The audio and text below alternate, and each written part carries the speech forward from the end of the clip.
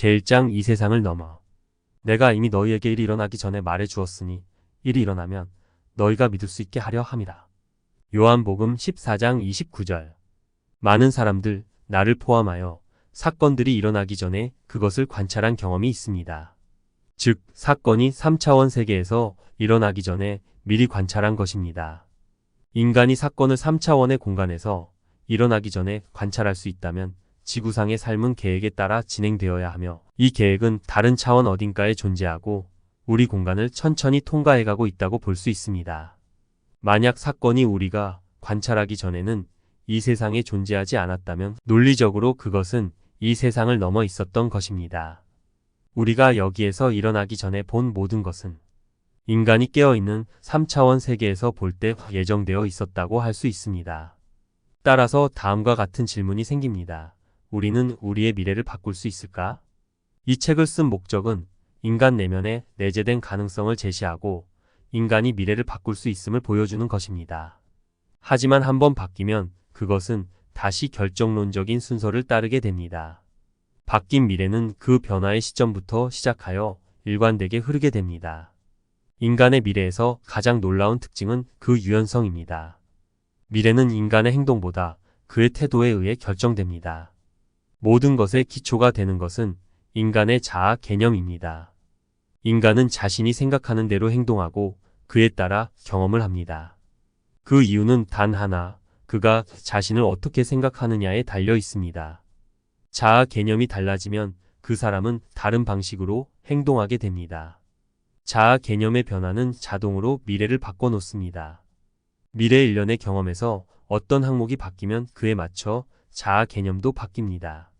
인간의 가정은 그가 생각하지 않은 것처럼 보일 수 있지만 실제로는 큰 영향을 미칩니다. 그러므로 인간은 자신의 가정에 대한 평가를 수정하고 그것이 지닌 창조적 힘을 인식해야 합니다. 모든 변화는 의식에서 일어납니다. 미래는 미리 준비되어 있지만 그 결과는 여러 가지가 있을 수 있습니다. 우리의 삶에서 매 순간 우리는 여러 미래 중 하나를 선택할 기회를 가집니다. 사람마다 실제로 두 가지 시각을 가지고 있습니다. 자연적인 시각과 영적인 시각. 고대 교사들은 하나를 육신의 마음이라고 불렀고 다른 하나를 그리스도의 마음이라고 불렀습니다. 우리는 이를 일상적인 깨어있는 의식과 욕망에 의해 지배되는 통제된 상상력으로 구분할 수 있습니다. 자연적인 시각은 현실을 지금이라는 순간에 한정합니다. 자연적인 시각에게 과거와 미래는 순전히 상상일 뿐입니다. 그러나 영적인 시각은 시간을 구성하는 내용들을 봅니다. 그것은 과거와 미래를 현재라는 하나의 전체로 봅니다. 육신의 사람에게는 정신적이고 주관적인 것이 영적인 사람에게는 구체적이고 객관적인 것입니다. 우리의 감각이 허락하는 것만 보려는 습관은 우리가 볼 수 있는 다른 것들을 완전히 보지 못하게 만듭니다. 보이지 않는 것을 보는 능력을 키우려면 우리는 종종 의도적으로 우리의 생각을 감각의 증거에서 풀어놓고 보이지 않는 상태에 집중하여 그것을 마음속에서 느끼고 실제처럼 인식해야 합니다. 진지하고 집중된 생각이 특정 방향으로 집중되면 다른 감각은 차단되고 사라지게 됩니다. 원하는 상태에 집중하는 것만으로도 우리는 그것을 볼 수 있게 됩니다. 이러한 시각은 자연적인 능력과는 완전히 독립적입니다. 그것을 열고 활발히 사용하십시오. 만약 그렇지 않으면 이 지침들은 무의미합니다. 왜냐하면 영적인 것들은 영적으로 분별됩니다. 조금만 연습하면 우리가 상상력을 조절함으로써 우리의 미래를 바람직한 방향으로 재구성할 수 있다는 것을 알게 될 것입니다. 욕망은 행동의 원동력입니다. 우리는 손가락 하나를 움직일 때도 그것을 움직이고자 하는 욕망이 있기 때문입니다. 우리가 무엇을 하든 그 순간에 우리 마음을 지배하는 욕망을 따르게 됩니다. 습관을 끊을 때 그것을 끊고자 하는 욕망이 계속 유지하는 욕망보다 더 커집니다. 영적인 사람은 자연적인 사람에게 욕망의 언어로 말합니다. 삶에서의 발전과 꿈을 이루는 열쇠는 그 욕망의 목소리에 순응하는 데 있습니다. 그것의 목소리에 주저하지 않고 복종하는 것은 원하는 것이 이루어진 상태를 즉시 가정하는 것입니다. 상태를 원하는 것은 그것을 이미 가진 것과 같습니다.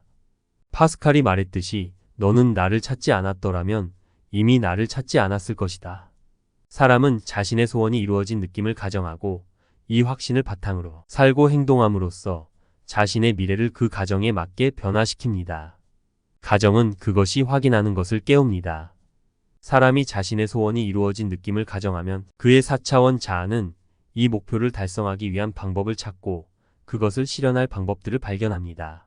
내가 원하는 것을 실현하는 방법에 대해 더 명확한 정의는 없다고 생각합니다. 우리는 상상 속에서 우리가 목표를 달성했을 때 겪을 경험을 경험함으로써 목표를 실현하는 방법을 알게 됩니다. 이 끝을 경험하는 것이 방법을 부릅니다.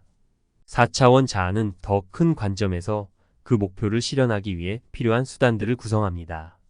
훈련되지 않은 마음은 감각에 의해 거부된 상태를 가정하는 것이 어렵습니다. 여기에는 사건이 발생하기 전에 만나는 것이 쉬워지게 만드는 기술이 있습니다. 보지 않는 것을 마치 그것이 있는 것처럼 부르라.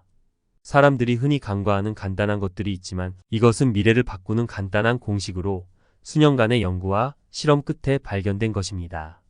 미래를 바꾸는 첫 번째 단계는 욕망입니다. 즉, 당신의 목표를 정의하고 무엇을 원하는지 명확히 아는 것입니다. 두 번째는 욕망이 이루어진 후 당신이 만날 것이라고 믿는 사건을 구성하는 것입니다.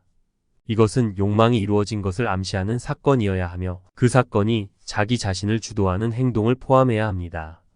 세 번째는 신체를 고정시키고 잠에 가까운 상태를 유도하는 것입니다. 침대에 누워 있거나 의자에 앉아 편안히 휴식을 취하고 졸리다고 상상하면서 눈을 감고 경험하려는 행동에 집중하세요. 그 행동을 상상하며 실제로 그 행동을 지금 여기서 하고 있는 것처럼 느껴야 합니다. 상상 속의 행동에 참여해야 하며 단지 바라보는 것이 아니라 그 행동을 실제로 하는 듯한 느낌을 가져야 합니다. 이 행동은 항상 당신의 욕망이 이루어진 후에 따라야 할 행동이어야 한다는 점을 항상 기억해야 합니다. 또한 그 행동에 몰입하여 그것이 실제처럼 생생하고 구체적인 느낌을 주도록 해야 합니다.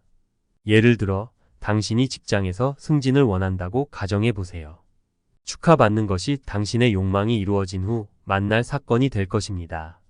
이 행동을 상상 속에서 경험하기로 선택한 후 신체를 고정시키고 잠에 가까운 상태를 유도합니다.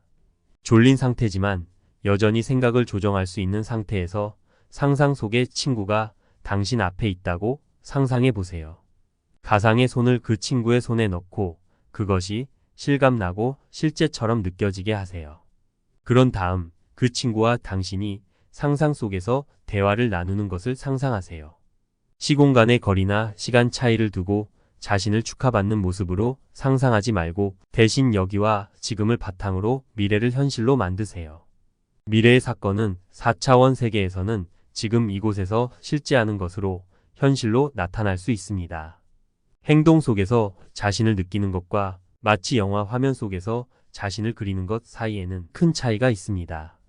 이 차이는 성공과 실패의 차이를 보여줍니다. 이 차이를 이해하려면 지금 상상 속에서 사다리를 오르는 자신을 시각화해 보세요. 눈을 감고 사다리가 바로 앞에 있다고 상상하고 실제로 그것을 오르고 있는 느낌을 상상하세요. 욕망, 신체의 고정, 그리고 상상 속의 행동에서 주도적인 자아의 느낌을 가지는 것은 미래를 바꾸는 중요한 요소일 뿐만 아니라 영적 자아를 의식적으로 투영하는 필수 조건입니다. 신체가 고정될 때 우리가 무언가를 해야 한다는 생각이 떠오르고 그것을 지금 여기서 하고 있다고 상상하며 그 상상 속 행동을 계속 유지하면 우리는 4차원 세계에서 자신이 상상했던 대로 하고 있는 자신을 발견할 것입니다. 비록 그곳에서 깨어나지 않더라도 우리는 이미 4차원 세계에서 그 행동을 하고 있으며 그것은 미래의 3차원 세계에서 다시 재현될 것입니다. 경험상 나는 상상 속 행동을 제안하고 그 아이디어를 하나의 행동으로 응축하여 그것을 반복하여 실행하는 것이 현실감을 느끼게 한다는 것을 알게 되었습니다. 그렇지 않으면 주의가 다른 연상 트랙으로 빠져서 수초 만에 수백 마일 떨어진 곳으로 수년 전으로 떠나버릴 수 있습니다. 예를 들어 특정 계단을 오르는 행동을 선택했다면 그 행동에 집중해야 합니다. 그 행동에 주의가 산만해지지 않도록 주의하며 그것을 끝까지 실행하고 그 행동에 완전히 몰입할 때까지 계속 상상해야 합니다. 우리는 최소한의 노력으로도 마음속에 소망이 이루어진 느낌을 스며들게 해야 합니다. 졸림은 주의 집중을 용이하게 하여 변화에 도움이 되지만 잠에 빠져 더 이상 우리의 주의를 조절할 수 없게 되는 단계까지 가서는 안 됩니다. 대신 생각을 아직도 조절할 수 있는 정도의 적당한 졸림 상태여야 합니다. 소망을 구체화하는 가장 효과적인 방법은 소망이 이미 이루어졌다는 느낌을 가정하고 그 후에 이완되고 졸린 상태에서 그 소망이 이루어졌다는 것을 암시하는 짧은 문구, 예를 들어 감사합니다와 같이 반복하는 것입니다. 이것은 마치 우리가 더 높은 존재에게 그 소망이 이루어진 것에 대해 감사하는 듯한 느낌을 주는 것입니다. 그러나 만약 우리가 차원적으로 더 큰 세계로의 의식적인 투영을 원한다면 우리는 이 상태를 잠이 올 때까지 계속 유지해야 합니다. 상상 속에서 현실처럼 경험하는 것이 중요합니다. 당신이 목표를 달성했다면 육체적으로 경험할 수 있는 모든 것을 현실처럼 상상하면서 시간이 지나면 그것을 육체적으로 경험하게 될 것입니다. 마음의 전제를 심어주세요. 즉, 진리라고 가정되는 주장들을 반복적으로 믿어야 합니다. 감각적으로는 현실적이지 않지만 그런 가정을 지속적으로 유지하다 보면 그것들이 현실처럼 느껴지고 결국 사실로 굳어지게 됩니다. 가정은 그 실현을 촉진하는 모든 방법이 유효하다고 생각합니다. 그것은 모든 사람의 행동, 움직임, 말에 영향을 미쳐 그 가정의 실현을 향해 나아가게 합니다. 사람이 자신의 미래를 가정에 맞게 형성하는 방법을 이해하려면 우리가 말하는 차원적으로 더 큰 세계가 무엇인지 알아야 합니다. 왜냐하면 우리는 미래를 바꾸기 위해 그 차원적으로 더 큰 세계로 가야 하기 때문입니다. 사건이 일어나기 전에 그것을 관찰하는 것은 그 사건이 3차원 세계에서 미리 정해져 있다는 것을 의미합니다. 따라서 우리는 이 3차원 공간에서 조건을 바꾸기 위해서는 먼저 그 네 번째 차원에서 바꿔야 합니다. 사람은 차원적으로 더 큰 세계가 무엇인지 정확히 알지 못하며 차원적으로 더 큰 자아의 존재를 부인할 수도 있습니다. 우리는 길이, 너비, 높이라는 세 가지 차원에는 익숙하지만 만약 네 번째 차원이 존재한다면 그것도 길이, 너비, 높이처럼 그에게 명백하게 드러나야 한다고 생각할 것입니다. 차원이란 선이 아닙니다. 그것은 사물을 측정할 수 있는 방식으로 다른 모든 방식들과는 완전히 다른 방식입니다. 즉, 4차원적으로 물체를 측정하려면 길이, 너비, 높이의 방향이 아닌 다른 방향으로 측정하면 됩니다. 길이, 너비, 높이 외에 다른 방식으로 물체를 측정할 수 있을까요? 시간은 길이, 너비, 높이라는 세 차원을 사용하지 않고도 내 생명을 측정합니다. 순간적인 물체는 존재하지 않습니다. 그것의 출현과 소멸은 측정할 수 있습니다. 그 존재는 일정한 시간이 지나야 사라집니다. 우리는 그 생의 기간을 길이, 너비, 높이라는 차원을 사용하지 않고도 측정할 수 있습니다. 시간은 확실히 사물을 측정하는 네 번째 방식입니다. 물체가 차원을 추가할수록 그것은 더 실질적이고 현실감이 생깁니다. 한 차원에만 존재하는 직선은 차원을 추가함으로써 모양, 질량, 물질을 가지게 됩니다. 시간, 네 번째 차원이 물체에 부여할 새로운 질감은 무엇일까요? 그것은 고체가 표면보다, 표면이 선보다 더 뛰어난 것처럼 고체를 더 뛰어나게 만들 것입니다. 시간은 경험에서 변화를 가능하게 만드는 매개체입니다. 모든 변화는 시간이 걸리기 때문입니다. 그 새로운 특성은 변화 가능성입니다. 예를 들어 고체를 2등분하면 그 단면은 표면이 됩니다. 표면을 2등분하면 선이 되며 선을 2등분하면 점이 됩니다.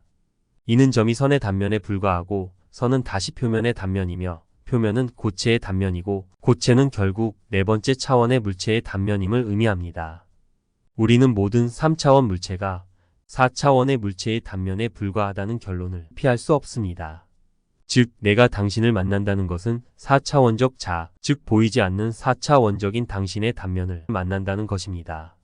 4차원적 자아를 보기 위해서는 당신의 삶에서 태어날 때부터 죽을 때까지 모든 순간을 보고 그것들이 모두 공존하는 형태로 봐야 합니다. 내 초점은 당신이 지구에서 경험했던 모든 감각적 인상과 당신이 앞으로 만날 수도 있는 것들을 모두 포함해야 합니다. 나는 그것들을 당신이 경험한 순서대로 보지 않고 그것들이 모두 현재로서 하나의 전체로 존재하는 것을 봐야 합니다. 변화가 네 번째 차원의 특성이므로 나는 그것들을 변화하는 상태로 살아있는 전체로 봐야 합니다. 이 모든 것이 머릿속에 명확히 떠오른다면 이것은 3차원 세계에서 우리에게 무엇을 의미할까요? 그것은 우리가 시간의 길이를 따라 움직일 수 있다면 미래를 보고 우리가 원하는 대로 그것을 바꿀 수 있다는 것을 의미합니다. 우리가 이 세계를 이렇게 단단히 현실로 여기고 있지만 사실 그것은 그 너머와 이 세계를 넘어서는 그림자일 뿐입니다. 그것은 더 근본적이고 차원적으로 더 큰 세계에서 추상화된 것입니다. 절대적인 것은 아무리 많은 차원을 추가해도 도달할 수 없습니다. 그러나 사람은 보이지 않는 상태에 집중하고 그것을 보고 느낀다고 상상함으로써 차원적으로 더 큰 세계의 존재를 증명할 수 있습니다. 그가 이 상태의 집중을 유지하면 현재의 환경은 사라지고 그는 차원적으로 더 큰 세계에서 깨어나게 될 것입니다. 그곳에서 그는 자신의 사유의 대상이 구체적인 객관적 현실로 보일 것입니다. 직관적으로 나는 그가 이 차원적으로 더 큰 세계에서 생각을 추상화하고 그의 마음속 깊은 곳으로 더 깊이 들어간다면 그는 다시 시간의 외적 표현을 일으킬 것이라고 느낍니다. 그는 매번 내면으로 리트리트할 때마다 시간의 외적 표현을 가져오고 그에 따라 공간이 차원적으로 더 커짐을 발견하게 될 것입니다. 따라서 그는 시간과 공간이 일련적인 것이며 삶의 드라마는 바로 수많은 차원의 시간 블록을 올라가는 것에 불과하다고 결론 지을 것입니다. 과학자들은 언젠가 왜 일련적인 우주가 존재하는지 설명할 것입니다. 그러나 실제로 미래를 바꾸기 위해 이 일련적인 우주를 어떻게 사용하는지가 더 중요합니다. 미래를 바꾸려면 우리는 무한한 연속체 속에서 두 가지 세계, 즉 우리 육체의 기관을 통해 알게 되는 세계와 육체의 기관을 독립적으로 인식하는 세계에만 집중하면 됩니다.